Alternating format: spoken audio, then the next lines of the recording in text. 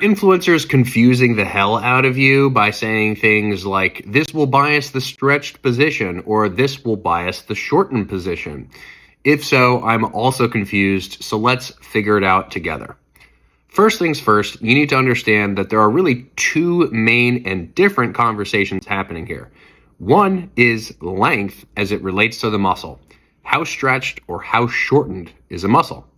So put that conversation aside, leave it away for now, and then address the second conversation, which is how heavy is an exercise at what point in the range? An exercise can be heavy in a more stretched position of an exercise, and it can be heavy in a more shortened position of an exercise.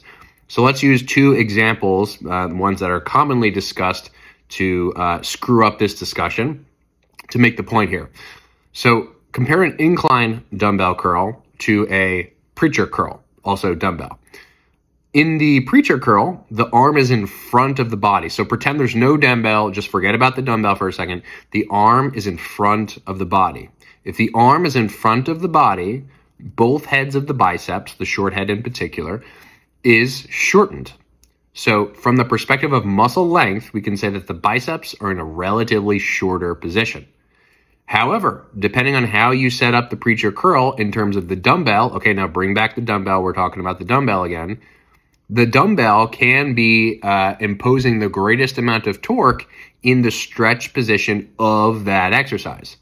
So the dumbbell preacher curl can be a short muscle length exercise that's heavier in the stretched position of that range of motion. On the flip side, if we have an incline dumbbell curl, what's going on? Well, we're leaning backward and our arms are slightly behind our body, which basically means that both of our biceps are relatively more stretched.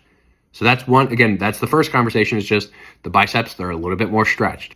However, if we look at the resistance of the dumbbell is really light in the bottom, i.e. in the stretch, and heavier in the top, i.e. the squeeze. So these two exercises are complementary in some ways. Number one, because the incline dumbbell curl has a long muscle length position and the preacher curl has a shorter muscle length position. But number two, because the incline curl is heaviest in the shortened position of its own range, and the dumbbell curl is heavier in the lengthened position of its own range. So whenever you're breaking these things down, separate the conversations. One of them is muscle length, the other is where is this thing heavy? Don't confuse them.